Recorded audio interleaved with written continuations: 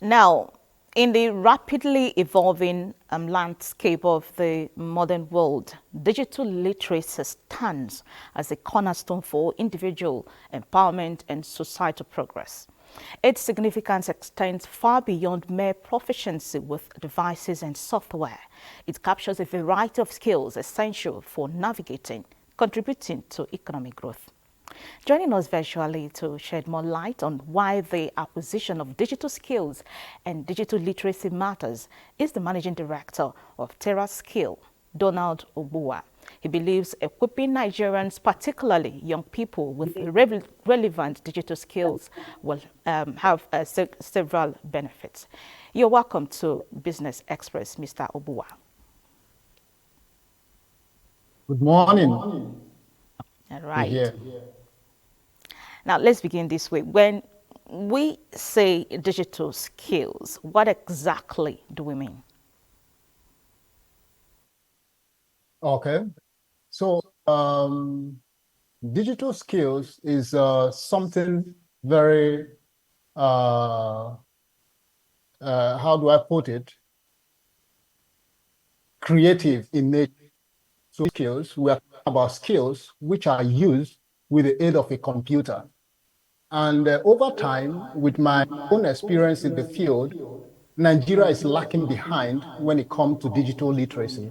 And thank God we are doing this over Zoom, which is involves internet. You can see challenges. I know we have been trying to set it up.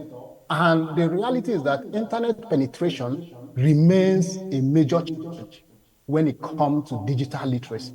So because before digital literacy will actually gain the momentum we are looking for in Nigeria, we must look at the impact. How do we invest in digital infrastructures?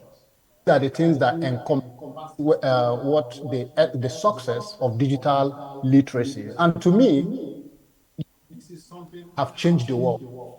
And it's All very right. sad that it's still very far behind when it comes to digital. And for our teaming youth, one of the best ways we can really save them, help them, is to empower them with digital skills. What All are these right. digital skills? Right, Skills are Mr. Donald, decades ago, it was yes, enough to have a few solid technical skills on your belt and you're set for life.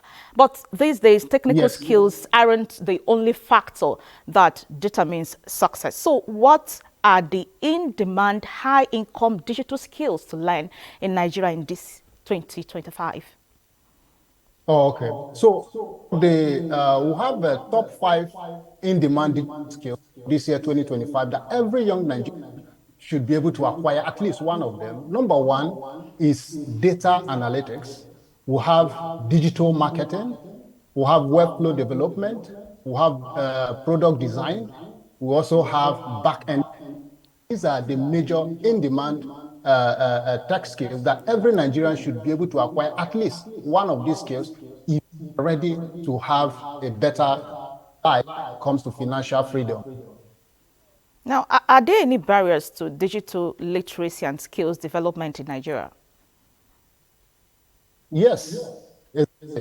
So, for example, now, one of the things I tell young people, the essence of skills acquisition is that this skill is one thing to have a digital skills, is another thing for that skills to be impactful or beneficial to you. So here at TerraSkill, we don't just believe in just acquiring the skills. We are looking at skills which can actually convert into revenue, whereby you acquire a digital skills, not just because you want to acquire these skills, but because you want to look at the monetization aspect, whereby you acquire these skills, the next is how you monetize it. I think that is what is key in this digital landscape. Okay, so what should government and other stakeholders do to address these barriers? Government has to do because today we have huge unemployment, youth unemployment in the country. And the government, if they are serious about having these young people gainfully employed, like we're doing with our program here at Terra Skills, the government, one of the things they must do is subsidizing digital tools. For example, a laptop. To tell you the truth, most young Nigerians today, laptop is still a luxury to them. A lot of young people cannot have access to a laptop, whereas laptop is supposed to be a necessity, a basic equipment that every young person should be able to have access to. So if government come in and create a kind of a private public partnership, a PPP project that can be able to help young people acquire laptops so that every young Nigerian should be able to have access to a laptop at least.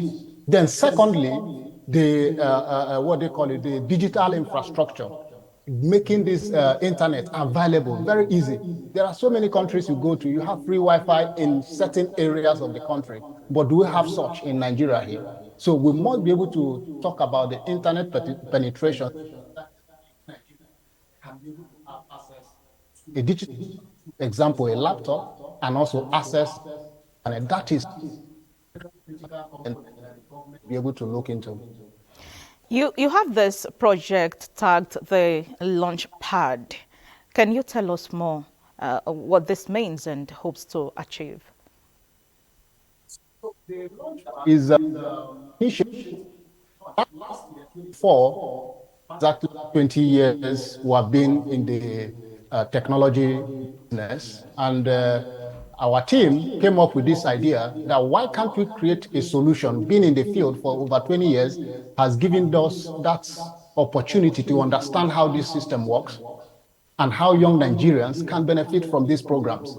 So that was how the Launchpad program was formed with partnership with National Youth Service Corps, NYSC, and EcoBank. They came on board to join us to see how we can initiative. One critical thing about the launch is that we are not just training people, but we are giving them an opportunity to create a job, because a lot of people talk about there is no job. But with my own experience in the field, there are jobs out there, digital jobs. So, and that is what we are training them for. Like those 5 in-demand skills, we train them to acquire these skills and also show them these skills. And our target is that we want to train 10,000 people in this year, 2025, and 1 million by the 30. This is the vision of the Launchpad program.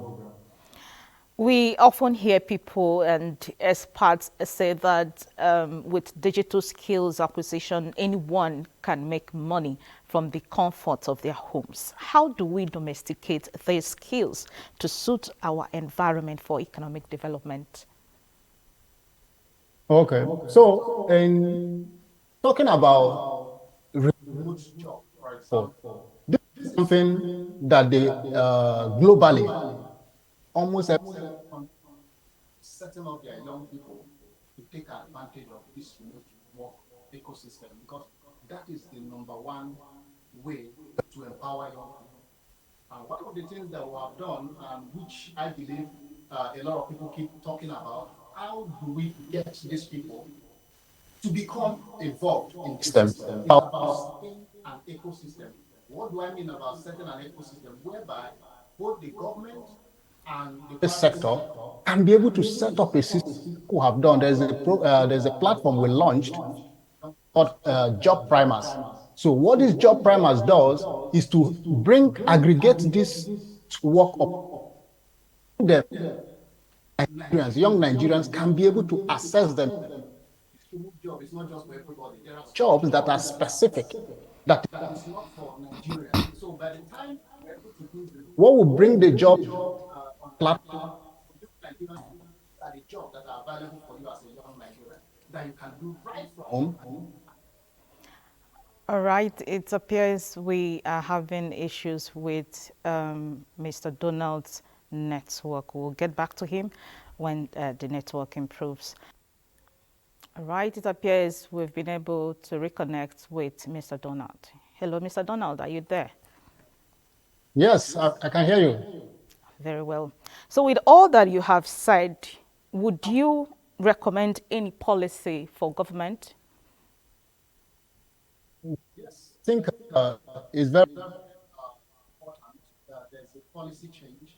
I remember in 2012, I was one of the founding members of the Association of Computer Institute Operators of Nigeria. And one of the major goals of this.